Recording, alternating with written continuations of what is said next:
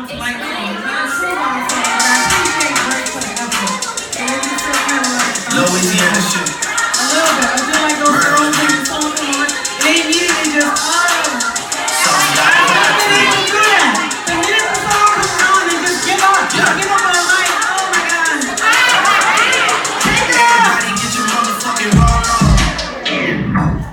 So I said that in the little move that I did just now about me, lots of anxiety. More on that a little bit later. I suffer with, I say I suffer with it. It hasn't really been diagnosed. I'm lying, it has been diagnosed. I've been on medication for years. With anxiety. How many of you, anybody here suffer with anxiety? Is anybody going to admit it? One person, the rest of you are liars. I suffer with anxiety so badly that it makes just the simplest things very, very difficult. For instance, a couple of weeks ago, I went to LA. I do sketch comedy and things like that, and our troupe got chosen. It's just like this unbelievable opportunity. So you know how they tell you, okay, when you get to the airport, you need to arrive like at least 2 hours before your flight. Well, because I have anxiety and I also have to win at everything, I'm like, I'm gonna get there 4.5 hours before my flight because I'm an overachiever. So the flight left at 8:40 in the morning. So for me to get there 4.5 hours before, which would mean that I would need to get there something to 5. That's very unrealistic. First of all, my husband was not going to be dropping me off at that time because he's just not. He loves me and everything, but that's too doggone early to bring anybody to the airport. So I already set myself up, like, okay, I'm going to get there super, super early. So as I'm driving there, you know, of course, that didn't work out. I got there maybe 2 hours before, but I wasted about 30 minutes driving around looking for the perfect parking spot. Because if you're going to park at the airport, you need to park on the 4th floor where you can just walk straight over, right? Because we have to maximize time. I don't want to spend 4 extra minutes coming from the 3rd floor to the 4th floor. I have to win. I have to be perfect. I need to get on the 4th floor. I need to have a spot that's right there where I can take exactly 20 paces to the elevator. So I drove around.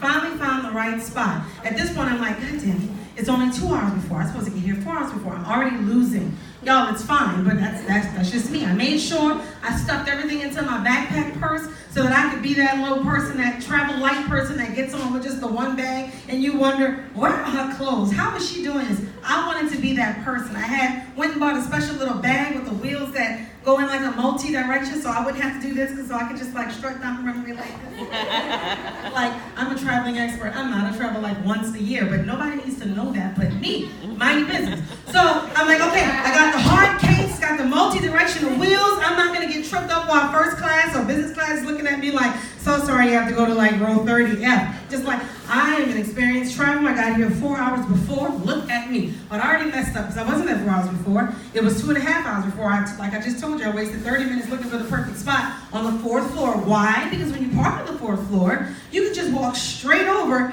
like you're a boss. And I am a boss, goddammit, I'm a boss. So after I wasted 30 minutes, I go to open up my car door, and my car, there's this part on my handle that's like peeling. I don't even really know what it is, but it's like fake chrome, whatever it is, it's peeling up, and it sliced my finger. So then I have blood all over the car, blood all over the ground, so then I'm thinking, oh my God, while I'm out in LA, somebody's gonna think there was a crime scene here, and they're gonna think that something happened. I don't wanna be stopped from getting on a plane, so I need to do something like this. So I got blood running down my arm. I'm like, okay, I'm trying to stop it up. I'm walking to the airport, like, okay, we're still at 2 hours, I'm still a traveling boss. Blood is running down my arm. Went in, bought like a Band-Aid that cost like $45, and then you don't buy anything at the airport. So I got a $45 Band-Aid, dry blood on my hand. I'm sitting there trying to memorize every suspicious person I see because they keep saying on the speaker, if you see something, say something. I don't want to be the reason that the plane is taken down because I saw that man leave his bag, but I didn't want to be like a racial profile, so I didn't say anything. So I'm like, okay, he has on a red shirt that does not fit him. He has on flip-flops. I should have worn flip-flops so he can go through security faster. God damn it, I'm losing at this travel thing. So I'm trying to notice everything. I'm trying to like look at the suitcases. I'm still proud of myself for my multi-directional Kenneth Cole hard-cap suitcase that I got from Ross for $30. Y'all, I did well. So I'm sitting there like, okay, all right, I'm looking. If you see something, say something. Well, I see lots of things. Should I say something about everything? And then if I report somebody, does that keep me back and then cause me to miss my flight? And then missing an opportunity of a lifetime to perform sketch in LA at this place where all the SNL people come from, because that's like what I really want to do. So do I just allow maybe a terrorist to get on the plane so I can do what I need to do? That's selfish, and I'm an American. But not lately, because do you know who our president is? So maybe I'm not that patriotic. Well, so I don't know. Back to the car. I'm bleeding. Blood all over the seat. And I'm like, okay, I'm going to have to get this clean. I don't have money money for this. I work in education. We don't have money. So I'm like, okay, I'm trying to stop it up. I'm racing through. I'm like, okay, well, I'm smart. I got my boarding pass on my phone because I'm fancy, y'all. And then they can just scan it. But you know how sometimes if you do the mobile boarding pass and then you turn it and it keeps flipping and going from horizontal and it doesn't scan and then you're the reason why somebody misses a flight in their lifetime? So I may as well print out the boarding pass, right? It's just an extra 5 minutes. So I go to print out the boarding pass. I'm like, okay, not only do I have the paper boarding pass, but I got my phone. Because why? I am a traveling boss. So I'm running. Blood is dripping down my arms. And I'm like, oh my God, I might get held back because they might think that like I'm unstable or something. So I had to put another Band-Aid on, take a napkin from my purse, wrap that around. Meanwhile, there is dry, crusty blood. I'm like, this is a true, I am not making this up for the show. This happened 2 weeks ago. So I finally make it up. I'm scoping everybody out. They're grabbing their boxes. I'm like, okay, let me take my jacket off. Because you know when you fly now, you basically have to just get naked before you fly. That's why I wasn't mad at Cardi B. If y'all saw that picture of Cardi B with like a robe and the slippers on, I was like, you know what? She's smart. She didn't have to take anything off. So I go up. I'm like, all right, I got my jacket off. I got, my shoes here. I got blood running down my arm. I hope he doesn't notice it. And of course, because I got weave in my head, they pull me to the side because they check your weave now because I might have a bomb in my crochet. So they pull me to the side and he scans my hands and it's dry blood and he's like, are you all right? And I thought about saying, no, just for the pure comedy of it, but then I was like, no, you can't do that because they're going to hold you back. Then these bitches going to kill you if you don't show up for the sketch thing. But y'all, I wanted to do it so bad because it makes such a good story. But I said, no, I'm fine. I cut my hand on my door and he looked at me for a while, like, and I could see he was having the same kind of inner monologue as me. What if something is wrong with her? And I let her get on this plane and she takes the plane down. And I'm just looking at him and just looking at him like, really? I'm really fine. I cut my hand on the door. So he let me go, but I couldn't help feeling as I put all of my clothes back on, plus my shoes that I bought at Ross that was slip-ons. They had laces, but they look like you tie them up. They're really not, y'all. It's slip-ons because I'm a traveling boss. So as I was going, I was like, you know what? I feel like I'm on somebody's list somewhere. And that's what anxiety does to you. Maybe I should get back on the medication because I got off. But now, maybe I should get back on. So I've been married now. It'll be 11 years and a couple of weeks. Clap for me. That is an accomplishment. Marriage is not easy. Marriage is very hard, especially if you're married to my ass. Because as you can see, I am a joy to be married to. So if that's just how I was just traveling, think about how I am just day to day to day. The fact that I am also a very jealous person, I'm a Scorpio, my birthday is in November. A lot of what I do in my marriage is controlled by the fact that I don't want anybody else raising my child or being married to my husband. So I think about my actions all the time. Like, okay, you don't want to do this because then y'all will get divorced and then he will move on. Or you don't want to die because then he'll move on. And I've told him this before. He's here, y'all. I'm not going to point him out because he doesn't want that. He's right there. He has a orange shirt on. Sorry, y'all. I have a problem with compulsion and impulse control. So I told him, if something happens to me, you are not allowed to move on. You need to mourn me and be pitiful for the rest of your life. Because that stuff that they tell you about, if you love somebody, you want them to move on and be happy. Have you ever seen a movie where it ends, the woman finds out she has 6 months to live, and on like the day before she's about to kick the bucket, she's like, Harold, come here. I want you to go get with Cleopa over there because, she'll be able to cook for you, baby. Because she loves him. That is bold. When you love somebody, you want them to be miserable when you're going. Because that is real life. You're not going to move on and be happy to be raising my child that I was in labor with for about 7 hours. Honestly, I didn't feel a lot of it because I did get the shot. Don't judge me. I tried to do natural. It hurts. Nobody told me that. But that's my baby. She looks like me. So I told him, if you move on, I will haunt you. I will haunt you. Her pictures every day will be turned upside down. All her shoes will be thrown out. I will send text messages from other women to you to mess with the relationship because I love you. I love you. And I want the best. I need for him to be every day looking at my picture and running his finger down it with that little single tear. I want him every time a woman sees him because he's cute, y'all. Don't turn around. That is my husband. Don't you look at him.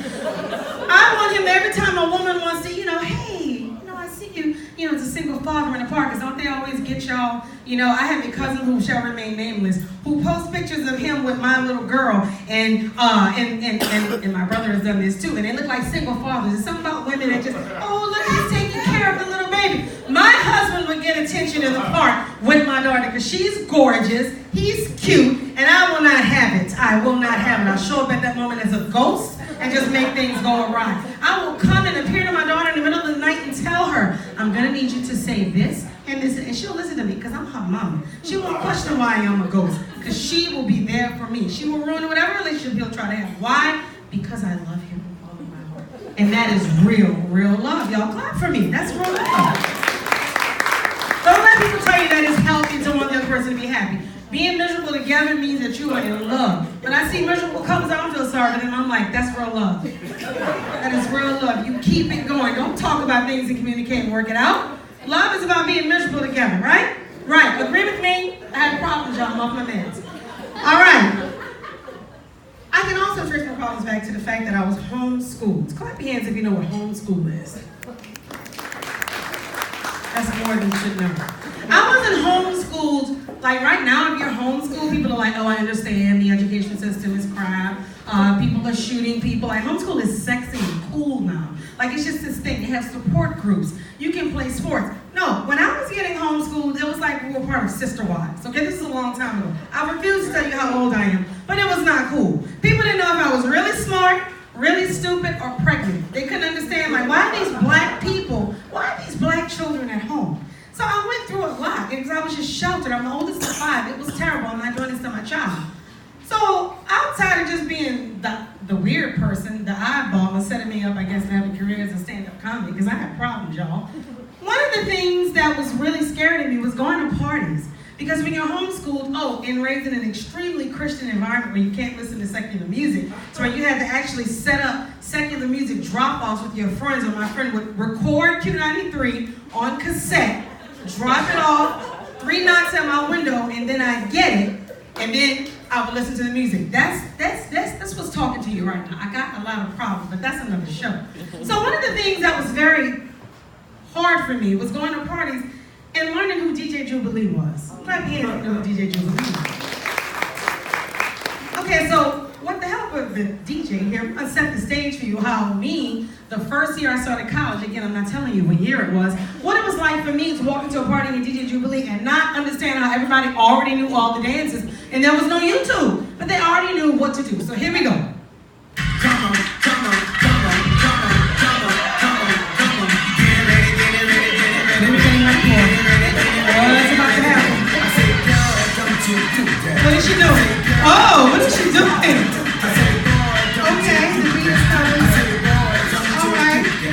I say, y'all, don't you do Okay, that. what's happening? Why is she on the floor? How does she move like that? Get it ready, get it ready, get it ready, ready. Get it ready, get it ready. Is your mom here? Talk that stuff now, roll with it. Talk that stuff now, roll with it. So there was a lot that I couldn't understand. And he would have lots of dances like do my boy Keith, do the sissy boo, do the guitar. I'm like, who's Keith? How do I know what Keith does? He's your boy. Is Keith here? Can Keith show me what to do so that I can go back on here and do it with the rest of the people? I didn't know what to do, y'all, because I was homeschooled. Hit that again, please. That stuff now, roll. What stuff are you talking That about? stuff now, Oh. make it like a dog. Let's go to go. Oh, that's where you want to go? Oh, I don't do that. Okay, wait. Okay, we're walking. Okay. I know how to walk my dog. I have a dog. It's a poodle, but that is not how I walk my dog. I don't do that. Okay, I don't understand that. So again, I was homeschooled. I didn't have a school that I went to. So if you think about what's coming a little bit further on in this song, he asked a very important question. Can anybody think what question he asked in this song? What's the name of your school? I didn't have a school, y'all. I didn't have a school. I couldn't yell out the address. I wanted to say Clark Academy because my maiden name is Clark, but then I found out later there's really a Clark and you can't do that. And then I'm on the West Bank too. Don't laugh. I know y'all think that the West Bank is white. It is a little bit, but that is where I was from. All right, so here now is just a one-act play showing how I would answer what was the name of my school. What's the name of your school? What are names of schools? Okay? What's the name of I your don't school? know. I can't say my mama house. I don't know what to say. Is it law? What is that? Is it law? What is that school? What is it? Is it for their gun? I don't know. What is that? What is this round thing? What's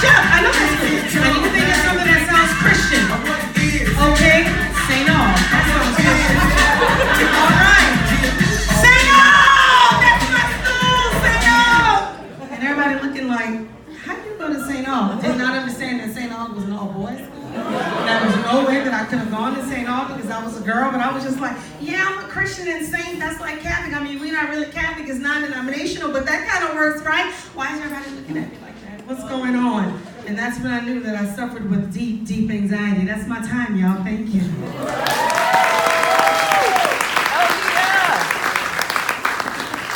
Y'all keep it going, y'all keep it going.